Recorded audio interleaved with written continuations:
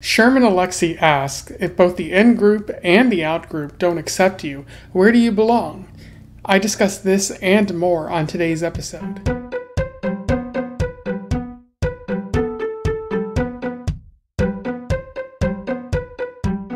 Welcome back to Around the Weird, a booktube channel where I talk about all the unusual and out of the ordinary literature that I have found in my travels. Today, I want to talk about a book that I've read, one that is about Indigenous Americans and also racism and death and life on the reservation. I am referring to The Absolutely True Diary of a Part-Time Indian by Sherman Alexie, which was written in 2007, and it also features art by Ellen Forney. For those who don't know, I've talked about Sherman Alexie on this channel before, so I don't need to go into that great of detail. Just note that he's been writing for the past 30 or so years. Has primarily written books and short stories, although he has written a screenplay here and there, including the movie Smoke Signals, which a lot of people positively regard for its more accurate portrayal of Indigenous life than, say, other book or movies or TV of its time. And he's known for writing about Indigenous affairs and people who are sort of on the fringes of society, and well regarded for his work. Although it should be noted that he was outed as a sort of sexual abuser. He hurt a couple women, sexually speaking. And it was part of the Me Too movement. So unfortunately outed as an abuser, and he hasn't really written or talked much since then. Gone into a form of exile, it seems, or something like that. I bought this at a Goodwill, so I don't think any of the money went directly to Sherman Alexie. Not that I would necessarily have a problem with that, especially if it seems like he's not, actively fighting this Me Too movement. He's sort of accepted the literary shunning that he probably deserves. Just something important to talk about. And Ellen Forney has drawn some of the images that you find scattered throughout this book. It's pretty fun art, and it adds to the overall enjoyment of the book. And yeah, I don't really know too much else about Ellen, but I hope I encounter more of her work in the future. And so without further ado, let's talk about The Absolutely True Diary of a Part-Time Indian. What a mouthful of a title. I will do a summary, a little bit of analysis, and we'll move on from there. And also, as per usual, since this book is within 20 years of the current year, I will avoid spoiling it in the summary section, but I might do some spoils in the analysis section. So The Absolutely True Diary of a Part-Time Indian focuses on Junior, otherwise known as Arnold Spirit Jr., but everyone on the reservation calls him Junior. He is an Indigenous boy living on the Spokane Native Reservation in Washington State.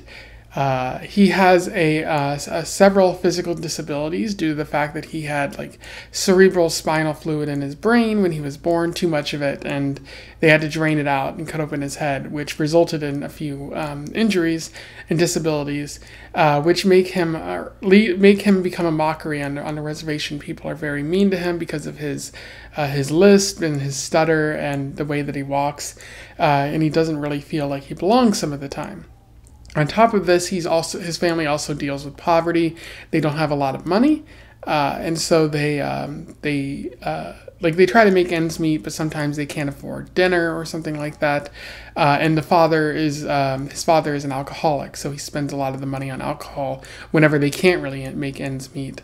But the family does provide when they can. So it's kind of a mixed and very similar to what Arnold says is also on the reservation. He's also friends with a boy named Rowdy, who's very aggressive. His father abuses him, so there's a lot of pent-up anger in this child. And he frequently stands up for Junior, but he also hurts him when he feels that Junior is making fun of him.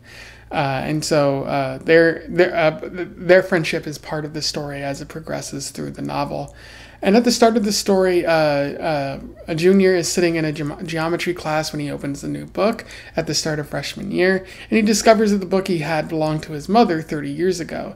And so he's a little frustrated that the school is dealing with such old textbooks, and that the school can't afford anything new for its students. And so he just tosses the book and accidentally hits Mr. P, the teacher, in the face. He gets suspended, and Mr. P comes to his home and talks about whether he meant to do it or not. But Mr. P also tells him that he used to be he's been teaching since they tried to beat the indigenous boy out of the Indian children, the whole reservation system and all of that. And Mr. P says maybe honestly he kind of deserves it, but he also notes that Junior deserves better, especially because he's very intelligent, but the reservation can't really give him what he needs, and if he doesn't leave the reservation, he'll eventually drown or he'll die as a result of it. He won't be able to escape. And Junior agrees with this, so he asks his parents to transfer him to Reardon, a nearby high school that's off the reservation and full of generally white farm kids who have a lot more resources than the poor reservation schools. Indeed, his parents do transfer him to Reardon, where he encounters students who are initially indifferent to him, but they also regard him with some racism. They refer to him as squaw or chief or something like that. He even punches one of the basketball player's students, who regards him as a monster for doing that, but they slowly become friends, and let that be a lesson that doing so will make you, being violent will eventually get you friends in some way. What's hard for Junior is that the other people on the reservation view him as a traitor since he left, especially Rowdy, who doesn't really want to be his friends, but they talk somewhat throughout the story. Junior's sister ends up getting married and leaves for Montana. She felt that she needed to leave as well because she's older than Junior and wanted to leave because Junior had left the reservation. And then Junior also develops a relationship with a young girl named Penelope, who is somewhat very popular. And the way that they sort of bond is he overhears her vomiting in the bathroom, and she reveals that she has bulimia. And he relates that to how his father is an alcoholic. And it seems like everyone has their addictions and whatnot. And so he just tells her that he understands and hopes she doesn't get hurt, which leads to her to kind of connect to him, as he's the only one who can really see her. But he also senses that maybe she's trying to get at something else, she's trying to date the least popular guy as a way of standing for something. And so he knows that she's interested in him, but not really, and it's probably not going to end well. But they seem to get closer over the course of the story. Eventually, Junior joins the basketball team. Even though he's a freshman, they start him on the varsity team. And the first game is against Welpinit, his old reservation school, and they proceed to beat the team. Although the coach does note that that Junior has a lot of potential. And during the game, Rowdy is playing, and he even gives Junior a concussion, so he ends up in the hospital while the teams fight it out. And they eventually play each other later, and something completely different happens, which is another good chapter in this story. Unfortunately, Junior's grandmother dies at this point in his life due to a drunk driver, which frustrates Junior because it seems this is all that really happens on the reservation. And then more and more death happens in Junior's life, and there's a lot of grieving, a lot of frustration, and a lot of sorrow that this may happen to other people that Junior loves. And then the rest of the story happens. Again, I won't spoil it here. I encourage you to go out and read it before you go into the analysis section so that you can get a good understanding of it as well. In terms of analysis, Sherman Alexie provides us with quite a bit to think about in this book. And one of the themes that he's really working with here is that of otherness. Alexie writes that Junior is never really made to feel like he belongs in the places that he's at. There's the reservation where there's a lot of bullying due to his disability. There's a sort of otherness there where, because he's not able-bodied, as you would expect, that makes him worthy of ridicule. And so he's just not allowed to, be a part of the reservation in the ways that other people are, except for when people who are close to him die, and then people feel sympathy for him. And then there's other problems as well. When he moves to Reardon, there's a bunch of slurs directed to him. If people even talk to him, sometimes he's so different that they just regard him as an oddity and don't really speak to him. And then there's also the fact that the mascot of the school is an Indian, so it's just like it's a stereotype of Junior. They've othered him to a great degree, in that he's more like a symbol or a figure to them rather than an actual human being. And back on the reservation, he's seen as a traitor for going off to Reardon. Like, why aren't you going to stay on the reservation and suffer along with the rest of us? I think is the feeling. So, as he notes, like when he's in Reardon, he's viewed as half Indian, and when he's in the reservation, he's viewed as half white. Never really a full person in either world. And it's part of the title of the story as well, The Absolutely True Diary of a Part-Time Indian. How can you be part-time? Well, you can just be viewed as like not really an Indian, like not really a full person in this culture in which you live, even though Junior very well is. His mom and dad are both native, they're both Spokane, so they're not Indian. They're like the difference is a social difference in that he has a disability and he's not considered one of the natives because he's chosen to go off and try to do something else. And so ultimately the question is, where does Junior belong? Does he belong anywhere? And how does a young person deal with this feeling that you're being pushed into other worlds and not really accepted in any of them? And I do think that the answer is maybe he belongs with Rowdy, because their friendship does grow throughout the story, even though Rowdy does view him as a traitor and pushes him away and even fights him a little bit because he wants to go. But ultimately, like, Rowdy and him resolve their differences at the end of the story and are able to kind of move on, although it is implied that Junior's probably going to leave the reservation and Rowdy might stay. They might cross paths, but there's a lot of death, so maybe Rowdy won't always be able to be there for him. But it also seems like Junior is suggesting through the story that he belongs to many tribes. Like the people of Reardon, he belongs there, or he belongs to the people of Washington, or he belongs to the tribe of immigrants, which is an interesting way of viewing things. Even though Indigenous Americans are American, they are sometimes viewed as immigrants. So never really feeling like they belong in any single world, but there's still a connection to those other immigrants. And so there's this great sense of otherness that I like the way that Alexie gets at, like not really feeling like you belong in either world, even though you are in both worlds and you're interacting with them. And so that you're going to feel lost, you're going to feel depressed, because again, especially as a teenager, you need to feel like you belong. And here's Junior feeling like everyone's kind of pushing him away. Alexie also touches upon poverty and sort of the systemic kind of poverty that exists. He highlights personal and group poverty in this story. Like you see this in Junior's family struggles, how his family can't make ends meet sometimes, and when the family doesn't have enough money to eat or pay for the bills that they need to pay, especially with the car, where they have to drive Junior to school, but sometimes it breaks down and Junior has to either hitchhike, which normal teenagers don't do, or they have to like walk to and from school, which is like 22 miles and very exhausting. So there's a lot of struggles with Junior's family due to poverty.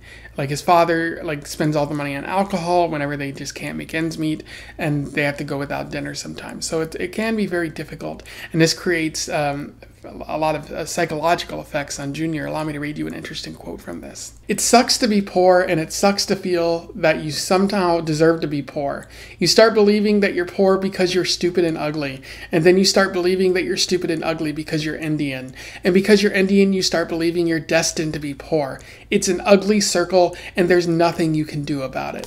and that's a very frustrating feeling about being poor, about how some way like you deserve to do this, something you did cause this, and that's just your luck in life. That's just what you deserve, rather than understanding that it's often a social effect, that there's people who want you to be poor because they if you're anything else, then you're upsetting the status quo. As someone who comes from a bit of a poor background growing up, I understand that feeling and how much it utterly sucks. There's a desire to paint poverty as noble or heroic, especially in those stories about like West Virginia. The J.D. Vance, I think it was, who wrote that Hillbilly Elegy book where he sort of romanticized poverty. It's absolutely not. As Alexie says here, it sucks. It's awful. It makes your life miserable, and you end up not being able to eat sometimes. And it never got to that point when I was growing up, but there was still a great personal and social struggle, a lot of stigma towards being poor and being ridiculed for that, and it contributes to Junior's otherness in this story. Like when he's in Rearden, like everyone else has some money. They don't need to struggle to make ends meet. They don't need to ask for rides or ask for people to buy their food. They have what they need, and Junior is kind of alone and not being able to make ends meet there. It's frustrating. And then there's the poverty of the reservation. This isn't simply a problem for Junior. At times, a lot of people on the reservation simply don't have the means to feed themselves or their children, and they drown their sorrows in the bottle and in alcohol sometimes. This is a view into the Spokane reservation, but I've heard this as an issue for many reservations because of systemic issues, because the government forces natives onto these reservations where there are few opportunities, and they end up forcing them into places where they're poor. As Junior notes, like a lot of people have a choice in the matter, but they forget that the government forced them on death camps, and they don't have to stay there anymore. They can move away and be nomadic and explore more of the world, and they don't have to deal with this. But being told that you're unworthy for hundreds of years, has a very psychological effect in a social setting there. But what's really apparent in terms of this sort of inequality is how the 3 reservation schools don't have enough money to really fully support students, and Junior has to go to Rearden, which is only 22 miles away in the story. Rearden has enough to provide for high quality education and make sure that everyone's needs are taken care of, and yet these 3 reservation schools, which are nearby, don't have the same needs, don't have the same quality of education. One school is filled with white children, predominantly, and one school is filled with native children.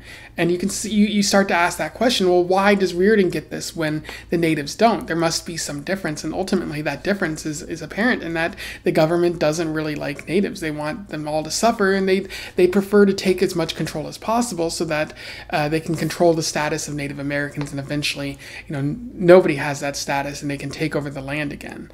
A lot of systemic problems that Alexie is hinting at, and through this hinting gets you to consider more about how unjust the system is, and how this isn't just a problem in a vacuum, it's part of a greater social issue. I also like the humor in the book. I like Junior's sort of take on the world, the self-deprecation he uses, but also how he views the white people who are being racist towards him, who are kind of ignorant of how the world actually works at times.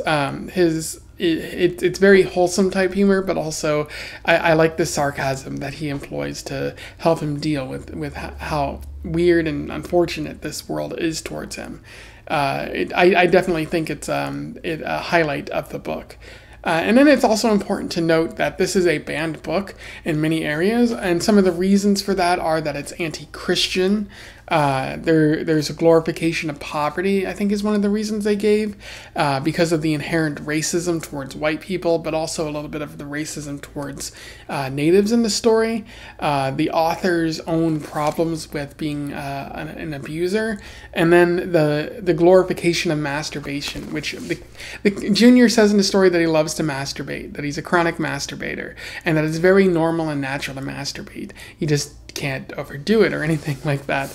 And so I feel like a lot of people are like, oh, this is teaching children sex too early, even though this is meant for young adults, and every young adult should learn about masturbation and how it's normal and how you're not a freak or going to hell because of it. But again, there's that need to control young people to make sure that they don't find out how the world actually works, and to promote as much control and authoritarianism as possible.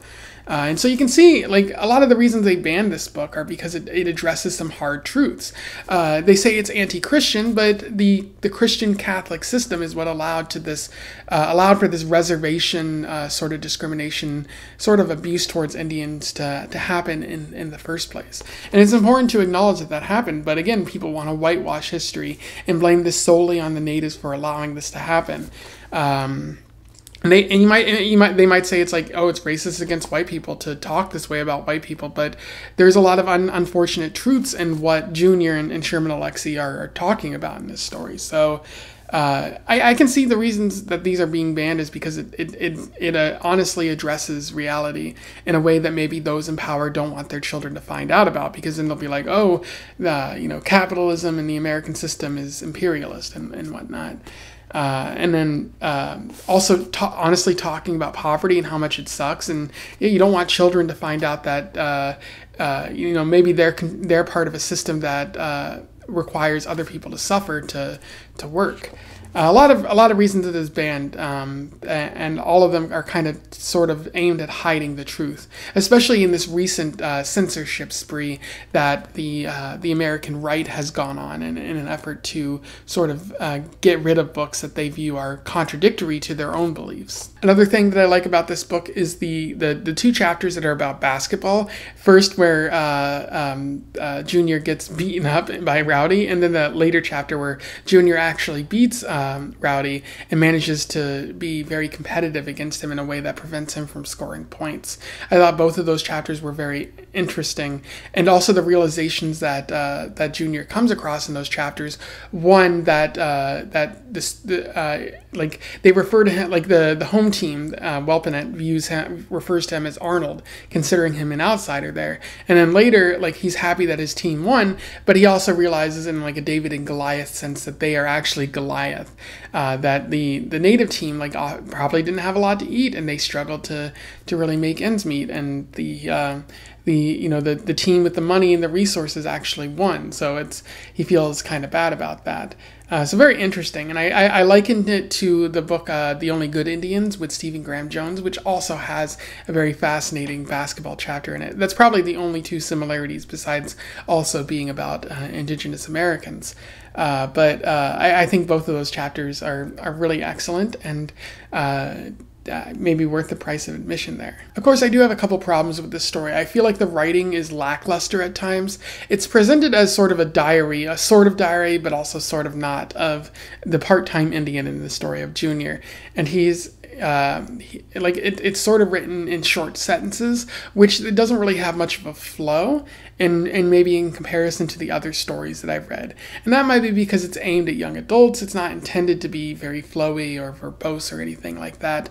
But the writing does leave a lot to be desired in that regard, especially when I've been reading some other high-quality books with even more amazing writing this year. This kind of isn't doing it for me.